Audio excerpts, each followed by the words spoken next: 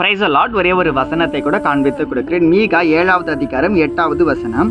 நான் இருளிலே உட்கார்ந்தார், கர்த்தர் எனக்கு வெளிச்சமாக இருப்பார். இன்னைக்கு ஆண்டவர் நம்மளை பார்த்து சொல்கிறாரு, மகளே நீங்கள் இருளில் போனீங்கன்னா கூட நான் உங்களுக்கு வெளிச்சமாக இருப்பேன், ஆனால் நீங்கள் இருளில் போயிடாதீங்க, என் வெளிச்சத்திலே இருங்கன்னு சொல்லி ஏசப்பா இன்னைக்கு நம்மளை பார்த்தாங்க சொல்கிறாரு. ஏசப்பா வெளிச்சத்தை தரத்துக்கு தயாராக இருக்காருங்க. எழும்பி பிரகாசி உன் ஒளி வந்தது அப்படின்னு சொல்லி ஆண்டவர் சொல்கிறாருல. எழும்பி பிரகாசிக்கிற பிள்ளைகள் நம்ம எல்லாருமே ஏசப்பாவுடைய வெளிச்சம் நம்ம மேலே தாங்க இருக்குது. இப்போ பார்த்தீங்கன்னா ஒரு 2 மணி ஆகுதுங்க. இந்த 2 மணியில் பார்த்தீங்கன்னா வெயில் அடிச்சுக்கிட்டு இருக்குது. வெயில் கொளுத்துன்னு கொளுத்துது. இப்போ போயிட்டு நான் இருட்டில் இருந்தால் கூட என்ன வெளிச்சம் கண்டிப்பாக வந்துருங்க. ஏன் அப்படின்னு பார்த்தீங்கன்னா இந்த வெயிலுடைய தாக்கம் அதிகரிச்சிருக்கு. அதே போல் நம்ம வாழ்க்கை கூட ஏசப்போடு நம்ம நெருங்கி வாழ்கிற ஒரு பிள்ளையாக இருக்கும்போது நம்ம கிட்ட இருக்க பாவமான குணங்கள் கூட நம்மளை விட்டு போயிடுங்க. அதான் இருளான காரியங்கள் நம்மளை விட்டு போகணும்னா நம்ம ஏசப்பாவை நெருங்கி போகிற ஒரு பிள்ளையாக இருக்கணும். டெய்லியும் பைபிள் படிக்கணும், ப்ரேயர் பண்ணணும், பரிசுத்தமாக வாழ்றதுக்கு முயற்சி எடுக்கணும். சில பாவங்கள் செஞ்சிடுவீங்க உங்கள் மாம்சிக ரீதியா. அப்படி செஞ்சால் கூட ஏசப்பா கிட்ட மன்னிப்பு கேட்டு இனிமேல் செய்யாதபடி வாழ்றதுக்கு உங்களுக்கு நீங்கள் ஒப்பு கொடுக்கணுங்க. அப்படி வாழந்தாங்க ஏசப்பா நம்ம கிட்ட விரும்புகிறாருங்க.